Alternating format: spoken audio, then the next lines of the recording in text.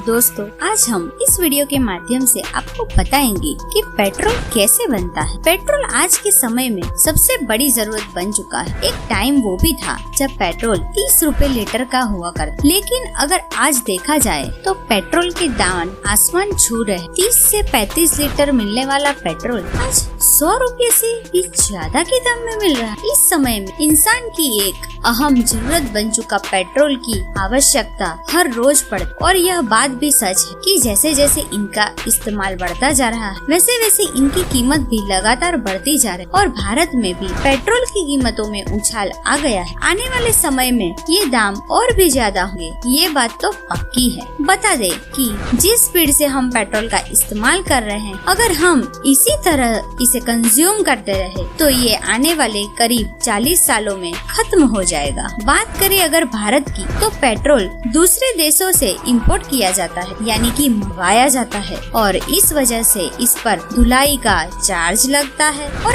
आम जनता तक पहुँचते पहुँचते इस पर कई तरह के टैक्स लगाए जाते हैं, जिस कारण ये पेट्रोल हमें इतना महंगा मिलता है। हमारे देश में तो पेट्रोल की कीमत बहुत ज्यादा है, लेकिन दुनिया के कई देशों में पेट्रोल पानी से भी सस्ता है।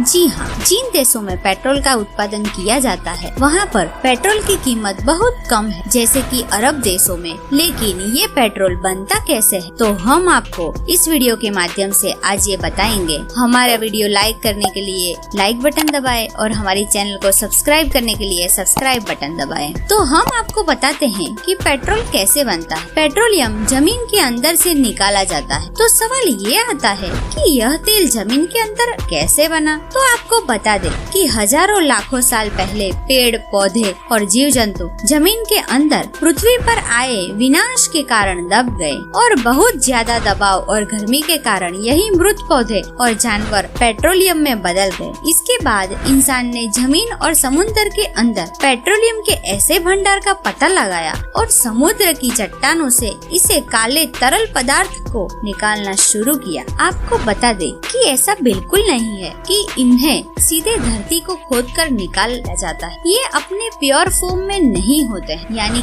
जमीन से शुद्ध पेट्रोल और डीजल नहीं निकलता है, बल्कि जमीन से पेट्रोलियम निकालते हैं। पेट्रोल हमें काले और गाढ़े तरल के रूप में मिलता है, जिसे पेट्रोलियम कहते हैं। बता दे कि पेट्रोलियम एक लैटिन भाषा का शब्द है, जिसका मतलब होता है चट्टानों से निकलने वाला तेल। पेट्रोलियम के कुएं होते हैं, इनमें से कच्चा तेल यानी कि क्रूड ऑयल निकाला जाता है। इस तेल में पेट्रोल, नेफ्थेन, केरोसिन, डीजल, मोम, पीच जैसी बहुत सारी चीजें होती है। इसके बाद इसी कच्चे तेल यानी कि क्रूड ऑयल को साफ करने के लिए कारखानों में लाया जाता है, जिन्हें पेट्रोल रिफाइनरीज कहा जाता है। इसके बाद इस कच्चे तेल बड़े बड़े बेलनाकार बर्तनों में डाला जाता है और गर्म किया जाता है। फिर अलग अलग तापमान पर कच्चे तेल मौजूद चीजें अलग अलग पाइपों द्वारा निकाल ली जाती। तो इस तरह से पेट्रोलियम का एक हिस्सा हमें पेट्रोल के रूप में मिलता है। इस कच्चे तेल को अलग अलग तापमान में उबाला जाता है, और वो जिससे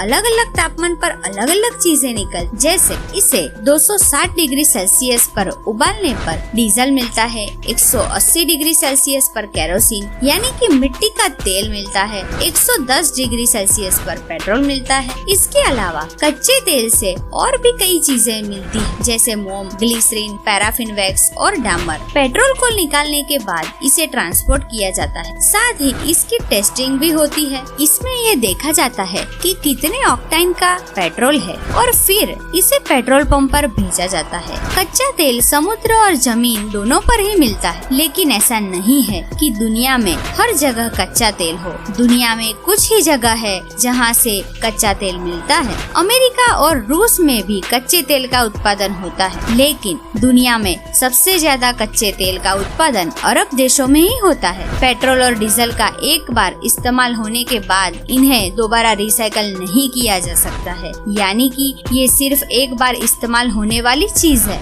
और पेट्रोल और डीजल धरती पर अनलिमिटेड नहीं है, यानी कि ये धरती पर एक न एक दिन खत्म होना ही है। और इसी वजह से अब इलेक्ट्रिक गाड़ियों का निर्माण हो रहा है, जिससे आने वाले टाइम में जब पेट्रोल और डीजल जैसी चीजें खत्म हो जाएंगी तब भी हमारा काम चलता रहे और हम सिर्फ पेट्रोल और डीजल पर निर्भर न रहे। तो अब तो आप समझ ही गए होंगे कि पेट्रोल कैसे बनता है और पेट्रोलियम से क्या क्या चीजें प्राप्त होती है। पेट्रोल हमारे पास सीमित मात्रा में ही उपलब्ध है। हमें आने वाली पीढ़ी के लिए पेट्रोल जैसी चीजों को बचाना है ताकि हम भविष्य में पेट्रोल क्राइसिस से ना जूझे। हमारे लिए अब भी और भी महत्व हो गया कि हम पेट्रोल जैसी चीजों का दुरुपयोग बिल्कुल भी ना करें और आने वाले समय में पेट्रोलियम पदार्थ और पेट्रोल की मात्रा को पर्याप्त रख सके। वीडियो को अंत तक देखने के लिए धन्यवाद।